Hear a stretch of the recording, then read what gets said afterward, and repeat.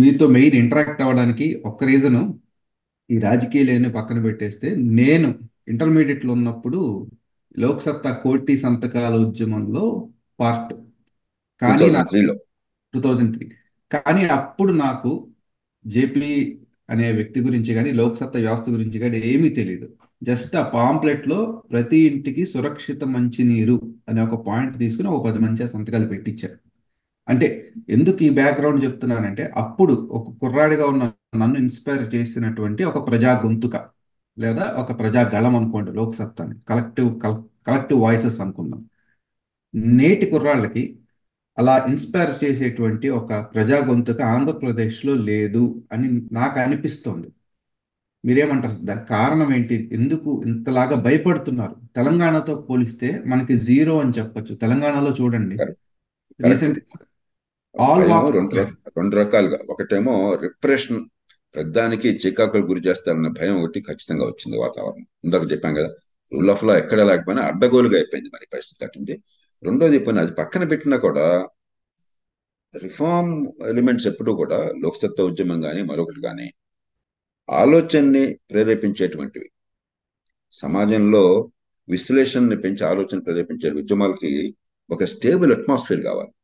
ఆంధ్ర తెలంగాణ అనో, హిందూ ముసల్మాన్ అనో, రెడ్డి కమ్మ అనో పోలరైజ్ అయిపోయినప్పుడు ఆలోచన చాలా కష్టం అవుతుంది. చాలా మంది ఆ వేడికి లొంగిపోతారు. కాబట్టి ఒకటి, ప్రభుత్వాల విధానం అంటే ఏమాత్రం విమర్శించినా, నిర్మాణాత్మక విమర్శ చేసినా కూడా సహించలేనటువంటి తత్వము పోలరైజ్ అదైతే. రెండో పక్కన పోలరైజేషన్ కూడా, ఎక్స్ట్రీమ్ పోలరైజేషన్ వచ్చింది 2014 నుంచి ఈ దేశంలో. అలాగే మరి మన రాష్ట్రాల్లో చాలా చోట్ల ఎక్స్ట్రీమ్ పోలరైజేషన్ వచ్చేస్తుంది. దానివల్ల ఈ గొంతుకులు వినిపించడం చాలా కష్టం అవుతుంది. మూడోది, సోషల్ మీడియా ఎప్పుడైతే వచ్చిందో, ఇప్పుడు మనకి ఒక ఆర్గనైజేషన్ ఏర్పాటు చేయడం ఎందుకు, దానిలో రెండు భాగాలు ఉన్నాయి. ఒకటి భావజాలను వ్యాప్తి చేయడం, రెండోది కార్యాచరణ చేపట్టడం. కార్యాచరణకి స్పేస్ ఉంది కానీ భావజాలం వ్యాప్తికి మీరు ఇప్పుడు ఆర్గనైజేషన్ అక్కర్లేదు.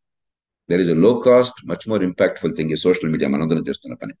కాబట్టి ఆ కారణం కూడా కొంత ఉన్నది. ఈ మూడు కారణాల వల్ల పూర్వం ఉన్నంత ఆర్గనైజేషన్స్ ప్రాధాన్యత తగ్గినమాట వాస్తవం.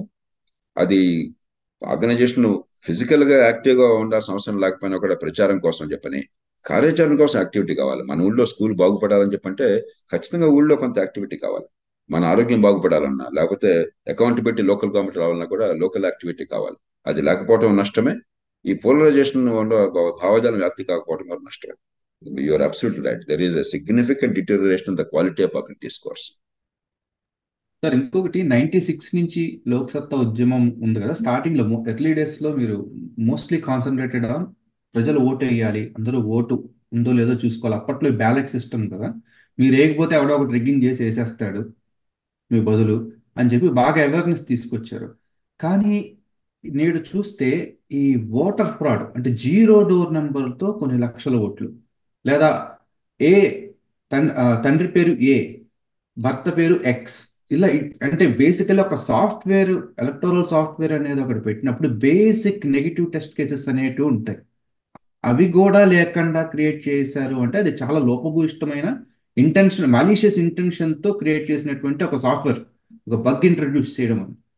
నేటి అంటే అటువంటి ఒక వ్యవస్థను నమ్ముకుని మన భారతదేశ ఎన్నికల వ్యవస్థ ఆధారపడుతుంది అంటే నిజంగా ఆ, గాంధారి లాగా అందరూ కళ్ళకి గంతలు కట్టుకున్నట్టుగా నేనా అనే అని నేను అంటాను సార్. మీరేమంటారు సార్?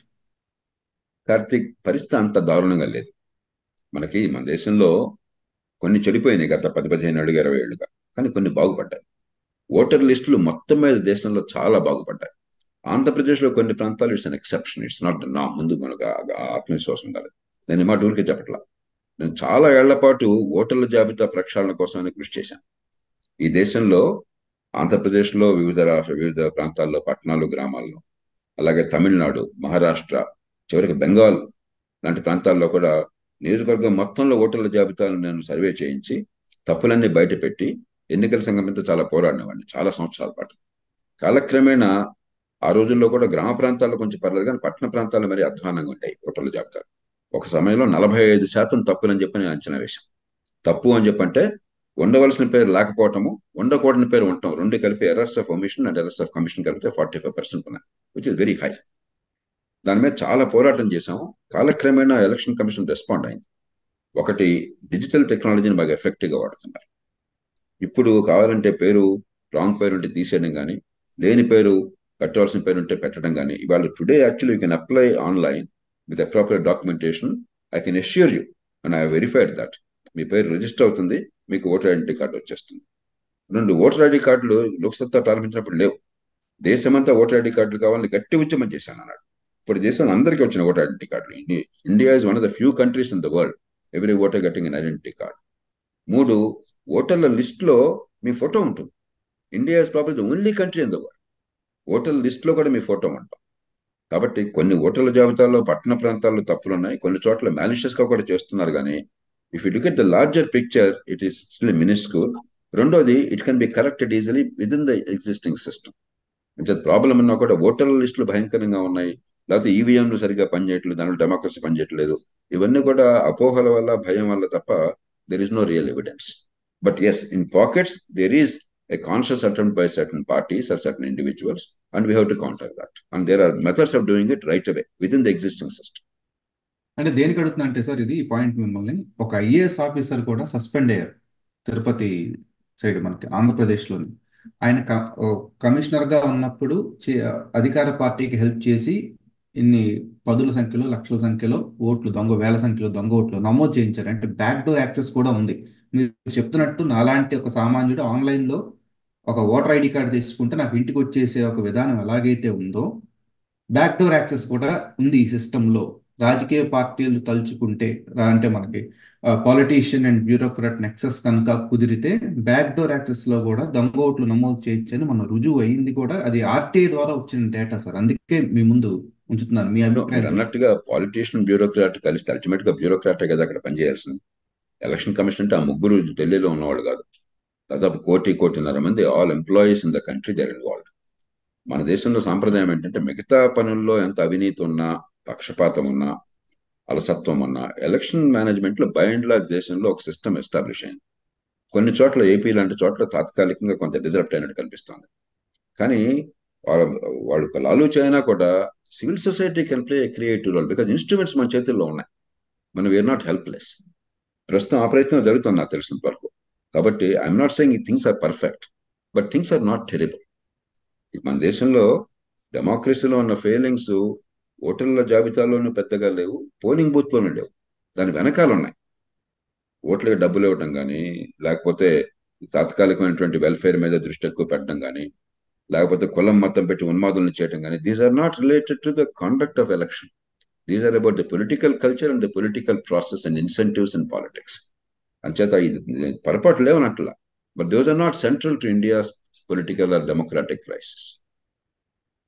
జేపీ గారు, మీరు లోక్సత్తా అనే ఒక సంస్థను స్థాపించినప్పుడు అప్పటి ఉన్న ట్రెండింగ్ టాపిక్ ఏంటంటే లంచం, లంచానికి వ్యతిరేక పోరాటం. ఎక్కడికి వెళ్ళినా లంచం అనేది, అంటే ఎక్కువ టాలరెన్స్ ఉండేది కాదు లంచం మీద, ప్రజల్లో కూడా చికాకు ఉండేది. నేడు చూస్తే లంచం అనేది ఒక నార్మ్ ఆఫ్ లైఫ్ గా కూడా జనాలు కొన్ని దశాబ్దాలు దాటిన తర్వాత, తరాలు దాటిన తర్వాత యాక్సెప్ట్ చేసేసి ఉంటారు. అన్ఫార్చునేట్. కానీ ఇప్పుడు అంటే ప్రస్తుతం ఆంధ్రప్రదేశ్లో చూస్తే మరీ ముఖ్యంగా డ్రగ్స్, గంజాయి, మొన్న చూసాం మనం విశాఖపట్నంలో ఏకంగా కంటైనర్, మనకి టీ స్పూన్లో కాదు టన్నుల్లో వస్తుంది ఏకంగా. సంవత్సరం క్రితమేమో విజయవాడలో సత్యనారాయణపురంలో దొరికింది. ఆ కేసు మీద అసలు ఇప్పటివరకు అతిగతి లేదు, అంతా గప్చుప్ అనమాట. గప్చుప్ సాంబార్ గుడ్డి. అసలు నేటి సమాజాన్ని డ్రగ్స్ అనే ఒక ఉపద్రవం అంచున పొంచి ఉందా, లేదా డ్రగ్స్ ఆల్రెడీ చొచ్చుకుపోయి ఉందా? మీరు ఎలా చూస్తున్నారు దీన్ని? కార్తిక్, దీనిలో మీరు చెప్పిన దానిలో 2-3 ఇళ్ళు ఉన్నాయి. ఒకటి, కరప్షన్ కొన్ని రంగాల్లో తగ్గింది. దేశం గురించి మాట్లాడుతున్నాను. 30 ఏళ్ల క్రితం కరప్షన్ రంగాల్లో టెక్నాలజీ పెరుగుతుంది. ఎక్కడైతే ఇప్పుడు ఈ సేవ, మీ సేవ వగేరా వచ్చింది, డెఫినెట్ గా కరప్షన్ అంతవరకు తగ్గింది. సిమిలర్లీ టెలిఫోన్లో అనుకున్న ఆ రోజుల్లో టెలిఫోన్ అందరం అగనంగా ఉంటాయి. ఎప్పుడైతే కాంపిటీషన్ అండ్ చాయిస్ వచ్చినాయో తగ్గింది. చాలా రంగాల్లో కొన్ని ఇంట్రొడ్యూస్ చేస్తున్నాం మోడర్న్ టెక్నిక్స్ ని. అందువల్ల రోజువారీ కరప్షన్ ప్రభావం కొంతవరకు మిడిల్ క్లాస్ మీద కొంచెం తగ్గింది, ఇప్పటికీ కరప్షన్ ఉన్నా కూడా. రెండోది, కరప్షన్కి శిక్షించడం కాదు, real solution is systemic change, the way things are done. మనం ఎక్కడ కరప్షన్ అడ్రస్ చేయగలిగినా కూడా మనం we change the way things are done and alter the incentives, అక్కడ మార్పు వచ్చింది. మన దేశంలో చర్చ అంతా కూడా ఎమోషనల్ పీపుల్ కాబట్టి వాడిని జైల్లో పెట్టి ముందు వాడికి బెయిల్ ఇచ్చామా లేదా, ప్రాసెస్సే పనిష్మెంట్ లాగా అయిపోయింది తప్ప పనిష్మెంట్ వాడికి పట్టాల. 2G స్పెక్ట్రమ్ ఉందనుకోండి, ఆ కరప్షన్ అని చెప్పని ఆ రాజా అన్నారు, కనుమోలు అన్నారు, వీళ్ళంతా జైలుకి వెళ్ళారు. నిన్న మొన్న కూడా మళ్ళీ ఏదో కోర్టు ఏదో మళ్ళీ దాన్ని రీఓపెన్ చేయొచ్చు అని చెప్పారు. నేను ఆనాడే చెప్పాను, 2011లోనే చెప్పాను, ఇవన్నీ జరిగాయి కదా, వీళ్ళు శిక్ష పడదో పడలేదు, పడితే మీరు తంతాలు పడండి, కానీ ఫ్యూచర్లో 2G స్పెక్ట్రంలో ఎలొకేషన్లో కరప్షన్ లేకుండా చేద్దామని చెప్పి నేను కోర్టుకు వెళ్ళి కాంపిటేటివ్ బిడ్డింగ్ ద్వారా ట్రాన్స్పరెంట్ గా వచ్చేట్టుగా ఏర్పాటు చేశాను. అప్పుడు లైసెన్స్ అన్ని క్యాన్సిల్ చేయించాను. అప్పటి నుంచి ఇప్పటిదాకా I can guarantee there is zero corruption in spectrum allocation. కాబట్టి సిస్టమిక్ చేంజ్ కోసం ఫైట్ చేయాలి, ఇది ఇమోషనల్ గా కాన్ఫ్రంటేషన్ పెట్టిన గుడ్ అండ్ ఈవిల్ లా కాకుండా. ఇక ఇప్పుడు ఇప్పుడు ఏమవుతుందంటే, as avenues of corruption shut down in some areas, పూర్వం లైసెన్స్ పర్మిట్ రాజ్యము మొనోపలీ వల్ల వచ్చేటువంటి కరప్షన్ కొంత తగ్గుతూ ఉంది యాజ్ ఎకనామిక్ పాలసీస్ చేంజ్. కానీ డిమాండ్ తగ్గట్లా, పాలిటిక్స్ లో ఖర్చు పెరుగుతుంది కానీ తగ్గట్లా. Other revenues are getting open up. గంజాయి ఉందనుకోండి, క్లాసిక్ ఎగ్జాంపుల్. పూర్వం అసలు ఈ గొడవలు లేవు. ఈవేళ బాంబేలో యాక్టర్ కుమారుడు గంజా, మరి అతను ఇన్వాల్వ్డా కాదా మనకు అనవసరం, ఇన్వాల్వ్ అయ్యాడన్న పేరుతో అతన్ని బెయిల్ ఇవ్వాలని చెప్పంటే 10 కోట్ల 11 కోట్లు అడిగాడు బెయిల్ ఇవ్వడం. అంటే ఎంత ఎక్స్ట్రీమ్ ఫార్మ్స్ ఆఫ్ కరప్షన్ సాధ్యం చూడండి. ఎప్పుడైతే స్టేట్ కంట్రోల్ లేకుండా తీసేయలేమో, రూల్ ఆఫ్ లా ఉంది, పోలీసులు ఉన్నారు, you cannot create a system where the police are not involved కదా. రూల్ ఆఫ్ లాలో గవర్నమెంట్ ఇన్వాల్వ్ కావాలి కదా, గవర్నమెంట్ మిషనరీ. ఇప్పటికే గుండాల పరం అయిపోయింది, అది కదా మనకు కావాల్సింది. అది కనుక మనం సెటరేట్ చేయకపోతే ఆ అబ్యూజ్ ఆఫ్ ప్రాసెస్ చాలా పెరిగిపోతుంది. ఈ గంజా ప్రాబ్లం ఏంటంటే, ఖచ్చితంగా నార్కోటిక్స్ అయినట్టయితే స్ట్రాంగ్ గా కంట్రోల్ చేయాలి. మనం ఇండియాలో ఏం చేసామంటే 1988లో ఈ కన్నాబిస్ ని కూడా ఇంక్లూడ్ చేసాం. అప్పటిదాకా కన్నాబిస్ ఈ షెడ్యూల్ టెక్స్ట్ లో లేదు, ఇట్ వాజ్ నార్మల్లీ పర్మిటెడ్. మన గ్రామాల్లో అక్కడ ఉండేది, చాలా మంది అలవాటు పడ్డారు, చేసేవాళ్ళు. As a medical doctor I can tell you, అది పెద్ద డ్యామేజింగ్ కాదు. జర్మనీలో మీరు గమనించాలి, దిస్ వీక్ ఇట్ సెల్ఫ్ కాకతాళీయంగా they have now removed the ban on cannabis. I don't know if you're aware, this very week అవును sir. Cannabis is now legalized. ఎందుకని? They have understood that there is no serious damage. మనం కనుక ఇవన్నీ close చేసేస్తే people are likely to go to more dangerous once like narcotics, fentanyl etcetera. They are disastrous. అందుకని దీనిలో ఒకటి rule of law strengthen చేయటం, 2 overall గా ఈ క్లైమేట్ అకౌంటబిలిటీ తేవటం, 3 పబ్లిక్ పాలసీ కూడా మారుతున్న టెక్నాలజికల్ చేంజెస్, గ్లోబల్ యాటిట్యూడ్స్ బట్టి మనం మార్చకపోతే you needlessly create friction and avenues of corruption, phenomenal corruption. చాలా సొఫిస్టికేటెడ్ గా ఆలోచించాలి. ఇండియాలో మనకేంటంటే కోపస్థ మండూకాలు లాగా ఉన్నాం. It's as if the rest of the world does not exist. మన ప్రాబ్లమ్స్ అన్ని మనకు మన సొంతం కాదు, ప్రపంచం అంతా ఈ ప్రాబ్లమ్స్ ఉన్నాయి. వాళ్ళ నుంచి నేర్చుకోవటం, కంపారిటివ్ అనాలిసిస్ మనం లేకుండా పోయింది, పబ్లిక్ డిస్కోర్స్ లో కానీ లేకపోతే బ్యూరోక్రసీలో కానీ. We have to think much deeper. Cannabis is a great example. The whole world is moving one direction, మన దేశంలో ఇంకో డైరెక్షన్ పెడుతున్నాం. That's not a very good thing for the country. Sir ఇది హార్డ్ డ్రగ్స్ గురించి sir, అంటే ఇప్పుడు వైజాగ్ లో కూడా కొన్ని టన్నుల్లో వచ్చింది last that year. Is where we really must control. కానీ ఎప్పుడైతే మీరు ఫోకస్ అంతా షిఫ్ట్ అయిపోయి కరప్షన్ కి, ఇది సోకాల్ డ్రగ్ కంట్రోల్ ఇండియాలో, ఈ నార్కోటిక్స్ కంట్రోల్ అంతా కూడా కరప్షన్ కోసం తప్ప సమాజాన్ని రక్షించడం కోసం ఉండాలి. మనం ఫోకస్డ్ అటెన్షన్ ఉన్నట్టయితే then we can go after the supply chains, we can destroy them, we can punish people. But the moment you went after the soft things, then we are confused the issues, it became an avenue of corruption. Definitely a drugs problem all over the world. It's a growing problem and we have to be very alert and aware, and it's also a global dimension దానిలో. ఇది మన ఊళ్ళో జరిగేదే కాదు. అంతంత డబ్బులు, అంత profits ఉన్నప్పుడు న్యాచురల్ గా ఆర్గనైజ్డ్ క్రైమ్ ఉంటుంది, టెర్రరిస్ట్ గ్యాంగ్స్ ఉంటాయి, because they also want money laundering and other things. So there are many ramifications. But unrelenting focus on the real issues instead of going after the pseudo issues without deep understanding. That is the heart of the issue. అంటే ప్రజల్లో కూడా, అంటే పూర్వం ఏదైనా suppose ఒక నిర్భయ ఉదాహరణ తీసుకుంటే, like ఎటువంటి జరిగినప్పుడు ప్రజల్లో పెళ్లి ఊబికిన ఒక ఆవేశం వచ్చేది. దేనికంటే వాళ్ళ ఇంట్లో కూడా ఆడబిడ్డలు ఉన్నారు కాబట్టి, అంటే దే యూస్ టు కనెక్ట్ అనమాట. అంటే దేని కంపేర్ చేస్తానంటే, దాంతో వన్స్ డ్రగ్స్ అనేది ఎంటర్ ద డ్రాగన్, ఒక్కసారి అలవాటు పడ్డాడంటే వాడి జీవితం ఇంకా ఆల్మోస్ట్ సర్వనాశనం అయిపోయినట్టే. No, you're absolutely, there's no question about it. It's a challenge. It's a great challenge world over. You cannot minimize the problem. అందుకనే చాలా చాలా హై క్వాలిటీ పబ్లిక్ పాలసీ కావాలి. And we have to strengthen rule of law. ఇప్పుడు case ఉందని చెప్పంటే లంచాలకు మార్గం అయిపోయినట్టయితే you're not protecting society, you're diminishing the credibility of the state structure. మన దేశంలో సమస్యది. అయినా దేర్ ఆర్ పీపుల్, ఉదాహరణకి ఇప్పుడు ఇవాళ కేసు ఉన్నాను, very disturbing case. This also some positive there. ఒక 13 ఏళ్ల అమ్మాయిని విజయవాడలో దారుణంగా మానభంగం చేశాట ఒక దుర్మార్గుడు.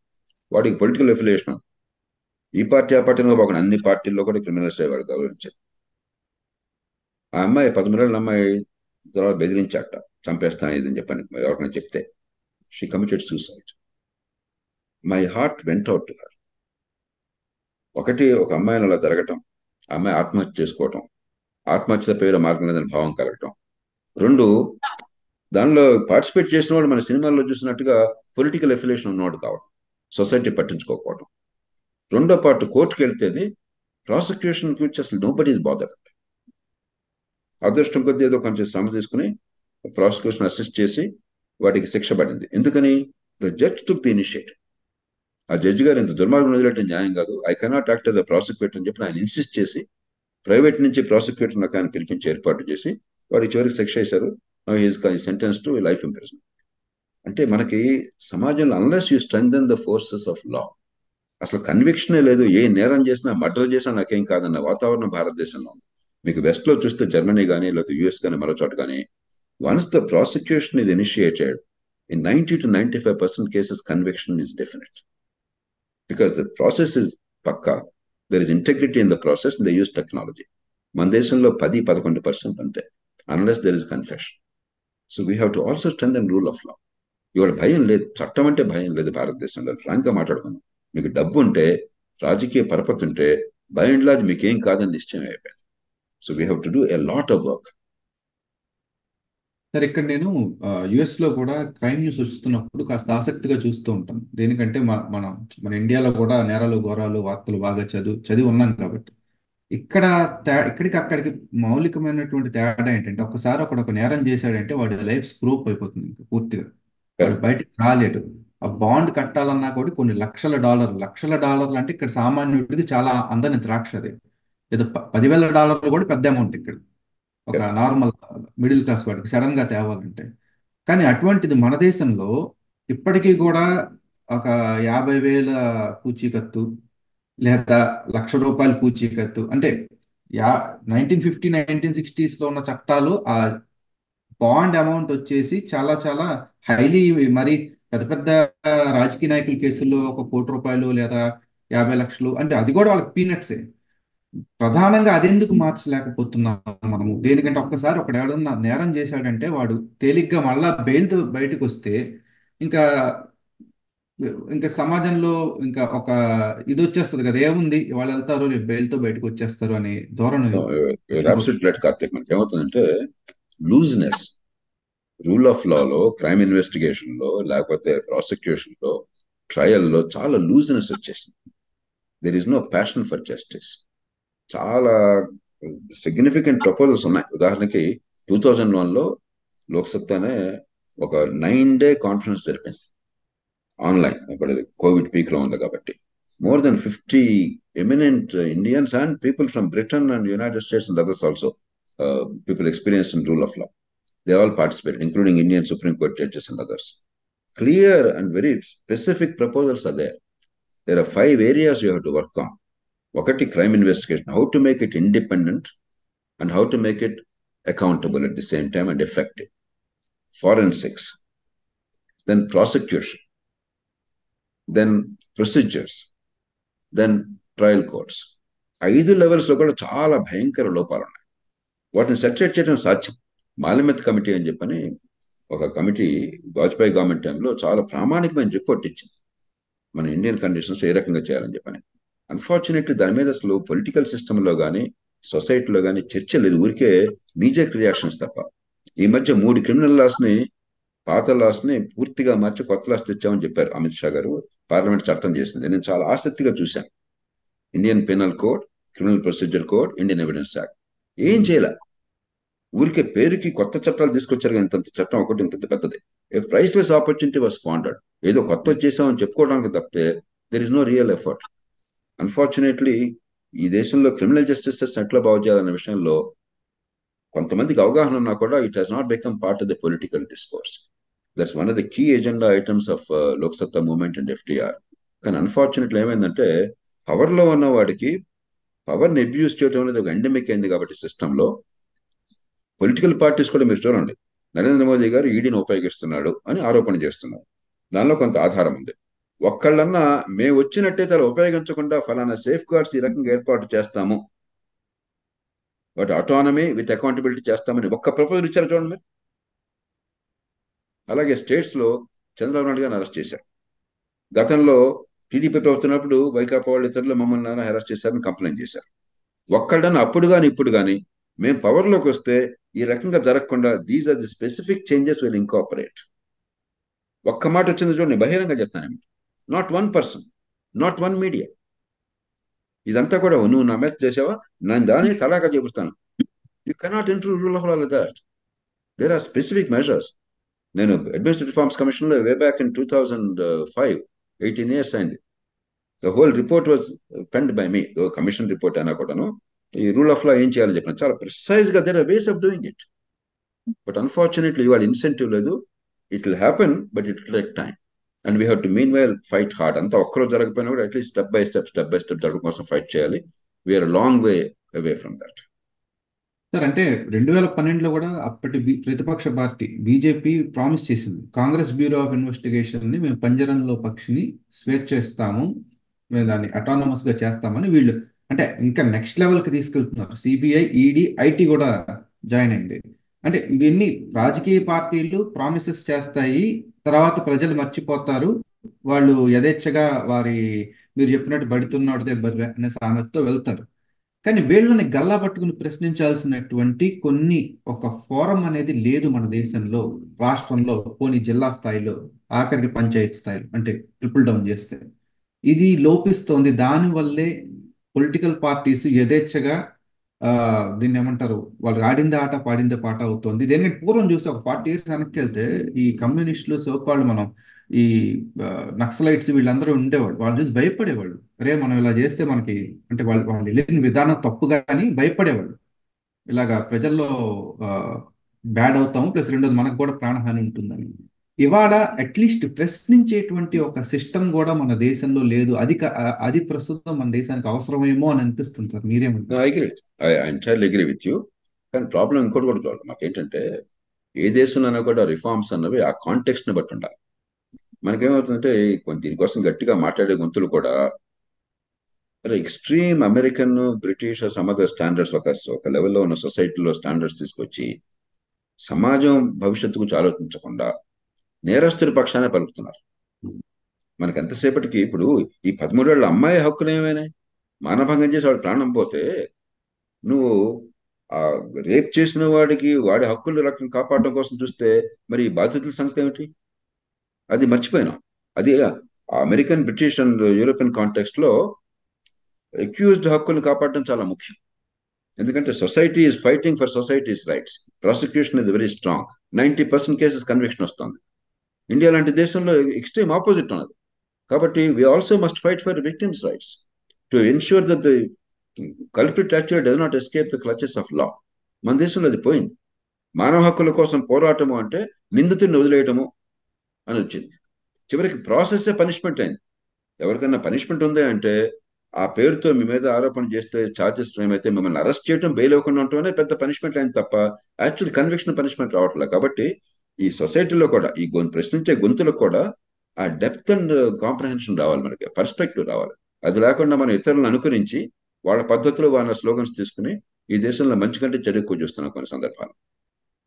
సార్ ఆంధ్రప్రదేశ్లో ప్రస్తుతం రాజకీయ పార్టీల కన్నా కూడా ఒక పొలిటికల్ జేఏసీ లాంటిది ఏదైతే ప్రజల తరపున పోరాడేది, రాజకీయ పార్టీల చేత పని చేయించేటువంటి ఒక పొలిటికల్ జేఏసీ, ఒక అకౌంటబిలిటీ తీసుకురావడానికి రాజకీయ నాయకుల్లో అనేది ఆవశ్యకత ఉందేమో అనిపిస్తోంది. మీరేమన్నా దానికి నడుం బిగించి మళ్ళీ చేసే అవకాశం? ఏంటంటే నేను ఇందాక చెప్పినట్టుగా లోక్సత్తా మూమెంట్ వచ్చినప్పుడు దేశంలో కానీ రాష్ట్రంలో కానీ వినడానికి సిద్ధపడేటువంటి వ్యవస్థ ఉన్నది. సమాజం కులం, మతం, ఇలా ప్రాంత విభజనలు కాకుండా, పోలరైజేషన్ ఎక్స్ట్రీమ్ గా కాకుండా కొంచెం వినడానికి వాతావరణం ఉంది. ఇప్పుడు ఖచ్చితంగా వాతావరణం తగ్గిపోయింది. Let is be practical. గత 10 ఏళ్లుగా ఈ వాతావరణం తగ్గిపోయింది. కాబట్టి ఆ ప్రయత్నం అవసరం, కానీ we have to do it in very innovative way. Maybe sector wise చేయాలి. ఆమ్నిబస్ గా చేయటం అంత సాధ్యం కాకపోయింది. లోక్సత్తా ఇందాక మీరు శ్రీకాంత్ చెప్పినట్టుగా చాలా ప్రభావశీలమైన పాత్ర వహించగలిగింది ఆనాడు. కానీ ఈవేళ ఒక పౌర సమాజ సంస్థ లాంటి ప్రభావశీల పాత్ర వహించడానికి పరిస్థితులు చాలా ఇంకా చెడిపోయినాయి బాగుపడడం కంటే. అంచేత ఇన్నోవేటివ్గా కొత్త రీతిలో ఆలోచించాలి. దానికి మనం ఈ డిజిటల్ టెక్నాలజీని సోషల్ మీడియా కూడా ఉపయోగించుకోవాలి. ఆనాడు కూడా నాకు చాలా బాధ కలిగింది. సత్యేంద్ర దూబే అని చెప్పని పాపం నేషనల్ హైవేలో అతను ఆ, అన్యాయం జరుగుతుంటే ఎదుర్కొంటే అతను ప్రాణం తీశారు గయలో, బీహార్లో. అట్లాగే మంజునాథ్ అని చెప్పిన ఇండియన్ ఆయిల్ కంపెనీలో కెరోసిన్ మాఫియాని అడ్డుకుంటే ఆయన ప్రాణం తీశారు. నాకు ఎంత బాధ కలిగిందో. వాళ్ళే కనుక నన్ను అప్రోచ్ అయినట్టయితే, లోక్సత్తాను అప్రోచ్ అయినట్టయితే, ఆ పోరాటంలో వాళ్ళ ప్రాణం పోకుండా వాళ్ళని చేస్తుండేవాడు. పోరాటం చేయాలన్నా కూడా ఈ శక్తులు ఎదుర్కోవాలంటే మీకు ఒక ఆర్గనైజేషన్ స్ట్రెంత్ కావాలి, ఇన్నోవేషన్ కావాలి, క్రెడిబిలిటీ కావాలి, వ్యూహ చాతుర్యం కావాలి, స్ట్రాటజీ కావాలి. అది లేకుండా ఊరికే మన సినిమాల్లో లాగా డైరెక్ట్ గా కన్ఫ్రంట్ అవుతామంటే ప్రాణాలపై ప్రమాదం. అంచేత ఖచ్చితంగా మనం we have to now devise some institutional mechanisms to address that. మనంతా will let let us put our heads together and do it in a very productive manner. Sir అటువంటి వారికి మీ ద్వారా అంటే మీలాంటి ఒక అన్నదాత 100% that support is always forthcoming. Sir మీరు ఒక వెలుగు వెలిగారు అంటే అప్పట్లో యు ఆర్ ఏ సెన్సేషన్. దాని తర్వాత దేశ స్థాయిలో ఒక సెన్సేషన్ అరవింద్ కేజ్రీవాల్. ఇవాళ ఆయన్ని సరే ఆయన ఆ, అవినీతి చేశారా లేదా కోర్టులు తెలుస్తే మనం తేల్చొద్దు కానీ వేరే మీడియా లాగా ఆయన్ని కూడా అరెస్ట్ చేశారు. కరెక్ట్ గా ఎన్నికల నగారా మోగిన తర్వాత అరెస్ట్ చేశారు. ఇప్పుడు ఆయన పరిస్థితి చూస్తే మీకేమనిపిస్తుంది సార్? అంటే అంటే ఆయన మళ్ళీ బయటపడతారా అంటే? ఖచ్చితంగా ఇవాళ అరెస్ట్ జరగడం అని చెప్పన్నది నేను దాన్ని వ్యతిరేకిస్తున్నా. మంచిది కాదు. పొలిటికల్ గా కూడా it's not a wise thing. ఇది మన democracy is strong and robust. కానీ అనవసరంగా అపోహలు ఇంకా పెరుగుతాయి కానీ తగ్గవు. కాబట్టి it does not serve any useful purpose. It's vindictive act లాగా అనిపిస్తుంది. ఇక బ్రాడర్ ఇష్యూ, అరవింద్ కేజ్రీవాల్కి చాలా టాక్టికల్ స్ట్రెంగ్త్ ఉన్నది. ప్రజలను ఎలా ఆకట్టుకోవాలో తెలిసి ఉంది. గొప్ప అవకాశం వచ్చింది. ఎందుకంటే ఢిల్లీ సిటీ ఈజ్ యూనిక్. అలాగే పంజాబ్లో ప్రత్యేక పరిస్థితుల వల్ల రెండో పార్టీ అంతరించడం చేత ఒక ఆపర్చునిటీ జరిగింది.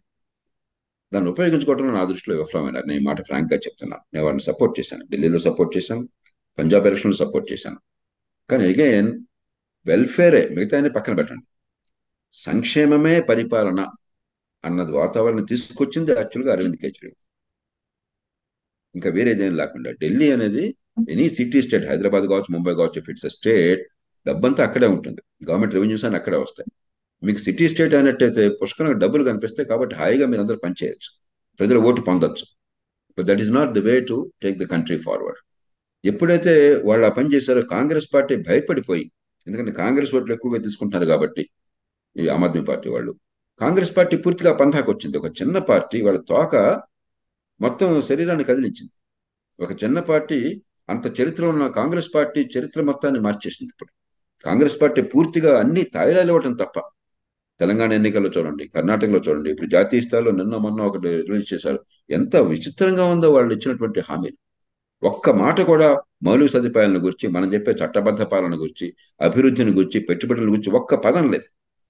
మహిళలందరికీ ₹1,00,000 ఇస్తాం సంవత్సరానికి, ప్రతి యువకుడికి యువతకి అప్రెంటిస్షిప్ అంటున్నారు కానీ అప్రెంటిస్షిప్ పిలపడలేదు. ₹1,00,000 ఇస్తాం, రుణాలన్నీ మాఫీ చేస్తాం రైతులందరికీ. కొన్నిసారి హాస్యాస్పదంగా ఉన్నాయి. పరీక్షల్లో ఈ న్యూస్ పేపర్లు, క్వశ్చన్ పేపర్ లీక్ అవుతున్నాయి. లీక్ అవ్వకుండా చట్టం చేస్తాం, చట్టం చేస్తే లీక్ ఎట్లా అవుతుంది నాకు అర్థం కావట్లేదు. అది సరే విచిత్రమైంది. అలాగా అసలు అసంబద్ధమైన హామీలు పూర్తిగా అరవింద్ కేజ్రీవాల్ వల్ల జరిగింది. కాంగ్రెస్ పార్టీ ఒకప్పుడు బ్యాలెన్స్డ్ పార్టీగా ఉండేది, ఒకప్పుడు అన్ని ప్రజలను సమన్వయం చేసేది. ఎక్స్ట్రీమ్కి వెళ్ళడానికి కారణం ఇప్పుడు పూర్తిగా దేశ భవిష్యత్తు పట్ల అవగాహన పోయి అరవింద్ కేజ్రీవాల్. కాబట్టి చరిత్రలో గొప్ప అవకాశం ఉన్న దాన్ని జారబెట్టుకుని ఒక గొప్ప డిక్లైన్కి కూడా దారితీస్తున్నారు ఇవాళ దురదృష్టం. సార్ మీరు కాంగ్రెస్ పార్టీ గురించి తీసుకొచ్చారు ప్రస్తావన. ఇవాళ అదే కాంగ్రెస్ పార్టీ అకౌంట్లు కూడా ఫ్రీజ్ అయినాయి కదా.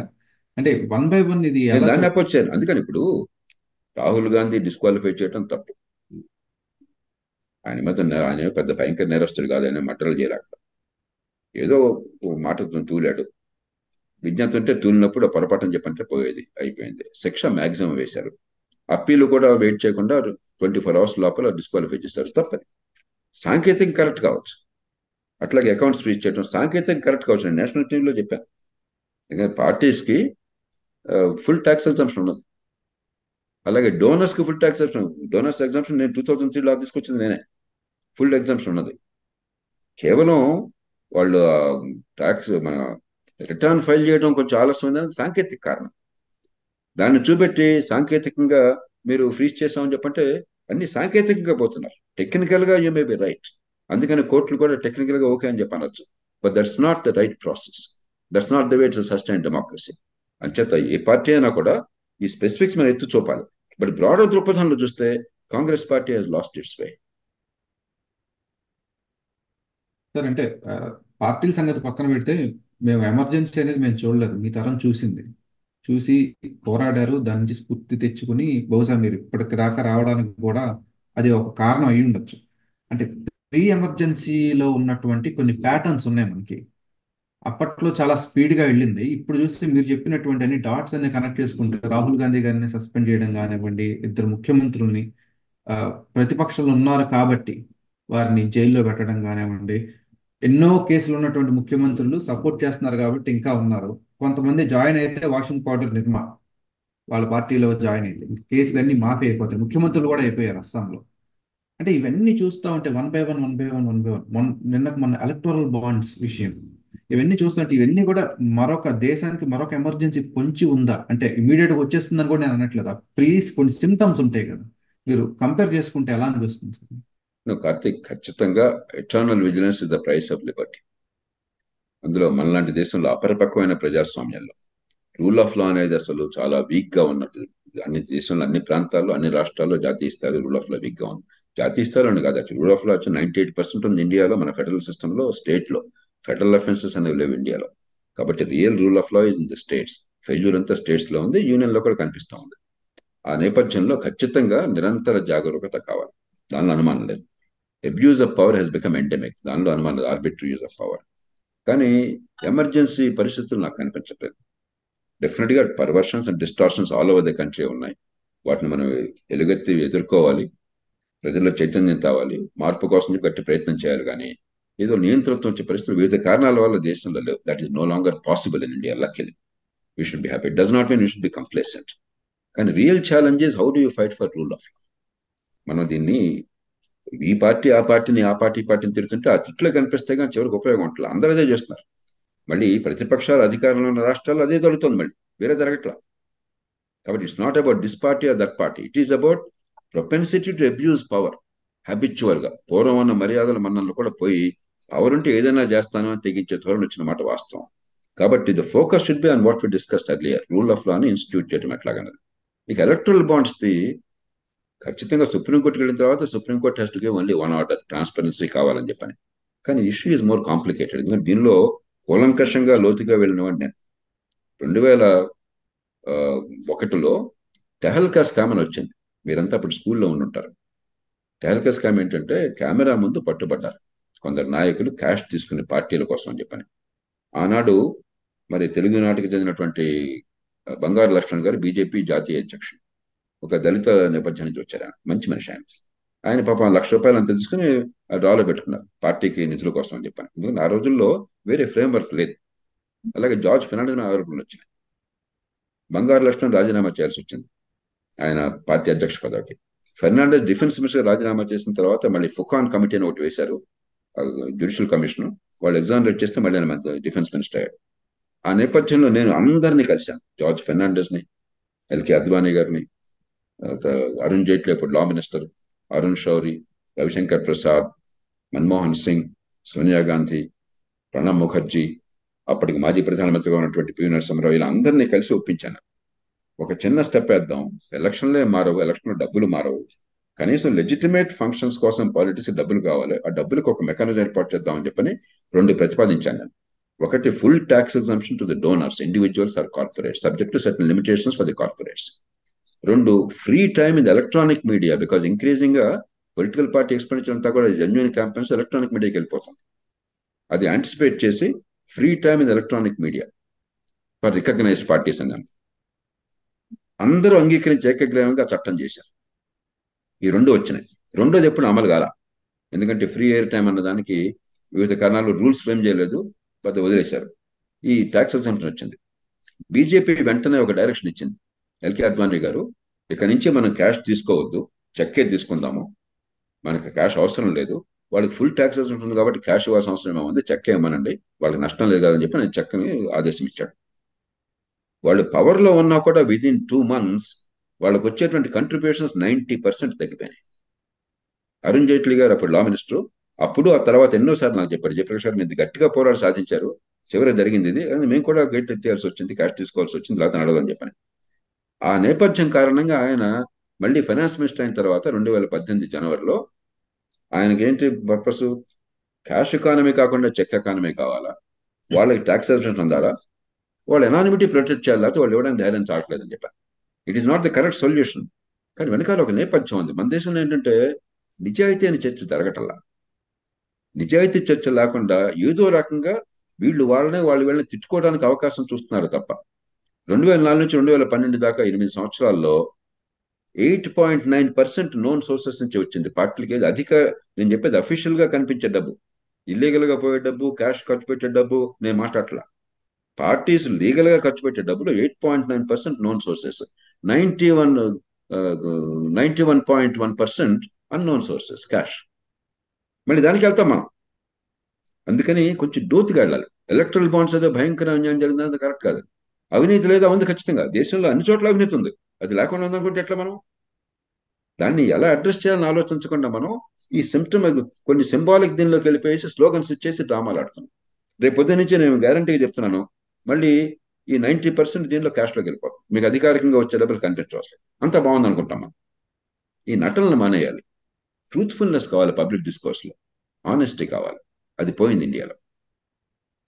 సార్ అంటే ఇప్పుడు హోల్ పిక్చర్ చూసినా కూడా క్యాష్ కానివ్వండి లేదా ఎలక్టరల్ బాండ్స్ కానివ్వండి, ఈ కార్పొరేట్ పొలిటికల్ నెక్సెస్ అనేది బాగా ముదిరింది. మీరు అందులో లిస్ట్ అది చూడండి. ఇన్ఎవిటబుల్. ఇప్పుడు అది చెక్ రూపంలో కాకపోతే క్యాష్ రూపంలో ఎడుతుంది, లేదు అనుకుంటే భ్రమం ఉంది. So what we have to do is రెండు చేయాలి. ఒకటి ఎలక్ట్రల్ సిస్టమ్ మార్చడం ఎట్లాగా. ఇప్పుడు 25 కోట్లు ఆంధ్రప్రదేశ్లో కనీసం ఎమ్మెల్యే క్యాండిడేట్కి ఖర్చు అవుతుంది కదా. 25 కొంచెం తక్కువ కింద లెక్క కదా మనం చెప్పేది. అవును. ప్రపంచంలో ఎక్కడ అలా ఉండదు కదా. హాస్యాస్పదంగా ఒక ఆఫ్టర్ ఆల్ ఒక పేద దేశంలో ఒక స్టేట్ లెవెల్లో బోడి ఎమ్మెల్యే పదవికి 25 కోట్లు ఖర్చు ఏంటి, కొన్ని చోట్ల 50-100 కోట్లు ఖర్చు ఏంటి. అది అవసరం లేకుండా చేయాలి. Something like in German system, proportional representation లాంటివి కొన్ని మన ట్వీక్ చేసి మన అవసరాలు తీసుకోవాలి. ఎందుకంటే ఇన్సెంటివ్ తీసేయాలి క్యాష్ డిస్ట్రిబ్యూషన్. రెండోది, రెండో పక్కన రూల్ ఆఫ్ లా స్ట్రెంథెన్ చేయాలి. అది చేయకుండా మనం రూల్ ఆఫ్ స్ట్రెంథెన్ ఏంటి, ఎకనామిక్ ఫార్చ్యూన్స్ ఏ ఎంటర్ప్రైజ్ అయినా కూడా పొలిటికల్ వేగరేస్ వల్ల మారవాలని నమ్మకం కలగాలి. ఎందుకంటే ధైర్యం చేయట్లేదు చెక్ రూపంలో ఇవ్వడానికి ఒక ఎంటర్ప్రైజ్, నేను మీ పార్టీకి ఇస్తే అవతల పార్టీ వాడు నా దొంగ తెంచేస్తాడు, and they can destroy my company. ఇండియాలో ఆ అవకాశం ఉన్నది. In Germany, in Britain, in America, in France, in other countries, mature డెమోక్రసీలో సాధ్యం కాదు. You can take your own stand, you can support a party of your choice, you can fund them, nobody can touch you because of political ideas. ఇండియాలో అట్లా కాదు. So ఈ రెండు address చేయకుండా ఉంటే ఈ ఇలా పడుతులేస్తూ ఉంటాం మనం. కోర్ ఇష్యూస్లోకి వెళ్ళటల్లా. Everything we're trying to politicize. వాడి వీడిని కొట్టి తిట్టి టెంపరీ పొలిటికల్ బ్యాండ్ చూస్తున్నాం తప్ప how to improve the system to safeguard the future అని చెప్పన్నది పెద్దగా చర్చ జరగట్లా. మంది చాలా సూపర్ఫిషియల్ చర్చ, మనం emotional, superficial and in some respects dishonest discussion. Sir నేను గత వారం జేడి లక్ష్మీనారాయణ గారిని కూడా ఇంటర్వ్యూ చేశాను. వారి ముందు కూడా ప్రధానంగా నేను ఉంచిన అంశం కూడా డ్రగ్స్ మీద అనమాట. దేనికంటే మా తరాలకి భవిష్యత్ తరాలకి అత్యంత పెను ప్రమాదకరమైనటువంటివి.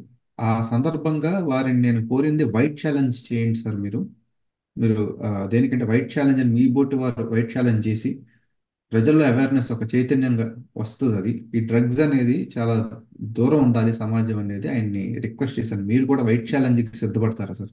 ఒక అంటే చిన్న నా వైట్ ఛాలెంజ్ ఏంటంటే చెప్పండి నాకు ఒకసారి. అంటే వారు ఒక శాంపుల్ ఇస్తారు, లైక్ ఐఆమ్ క్లీన్, నేను డ్రగ్స్ వాడట్లేదు అంటే సే నో టు డ్రగ్స్ అనేది ఒక, అంటే సే నో టు కరప్షన్ అని ఎలాగైతే పూర్వం ఓకే, బై చేశారు. All means, by all means. ఇప్పుడు బహుముఖ పార్శ్వాలుగా ఒకటి సొసైటీలో హ్యాబిట్స్ చేంజ్ కావటం, అది మన చేతుల్లో ఉంది. మనం అందరం చేతనించాలి. స్మోకింగ్ ఆపాలని ఎట్లాగైతే మనం క్యాంపెయిన్ దేశం అంతా ప్రపంచంతో చేసాం అట్లాగా this is much more dangerous clearly. రెండో పక్కన రూల్ ఆఫ్ లా, మూడో పక్కన వెరీ సౌండ్ పబ్లిక్ పాలసీ. ఇందాక నేను చెప్పినట్టుగా మనం పెద్దాన్ని కూడా పెద్ద భయంకరంగా చిత్రిస్తే చివరికి సమాజం ఈ మాట వినదు. So you have to allow harmless drugs like in Germany has now liberalized. You must allow that with the effective regulation and where there are hard drugs you must really go after the whole supply chains etcetera. ఆ sophisticated policy కావాలి. కాబట్టి complete గా as far as society is concerned we have to advocate that very strong and with you total. Sir అంటే మా తరం కానీ నా తర్వాత చాలా తరాలు ఉన్నాయి ఇప్పుడు ఆంధ్రప్రదేశ్లో యువత. మేమంతా మీలాంటి వారి వంక చూస్తున్నది ఏంటంటే ఇందాక మీరు చెప్పారు ఒక పొలిటికల్ జేఏసీ లాంటిది ప్రభుత్వం మారి కాస్త ఆ, దీన్ని ఏమంటారు proper breeding ground for political JAC ఏర్పడి మీ బోటి వారు ప్రభుత్వ అధికారులు ఎవరైనా ఉండదు ప్రభుత్వాల చేత పని ప్రాపర్ గా చేయి వాళ్ళకి ఆ ఇన్ఫ్రాస్ట్రక్చర్ ఉంది ప్రస్తుతం ఉన్న పొలిటికల్ పార్టీస్కి అదృష్టవశాత్తు వాటిని యూజ్ చేసుకుని ప్రజలకి నాలుగు మంచి పనులైనా మీ బోటి వారు గట్టిగా నిలబడి చేయిస్తారని మేము ఆశిస్తున్నాం సార్. నిజంగా తప్పకుండా తప్పకుండా చేద్దాం. Let's build those instruments systematically and empower people. Thank you very much sir JP గారు. It's my honour. Thank you Karthik. Wish you all the best. Thank you. Good luck to all of you.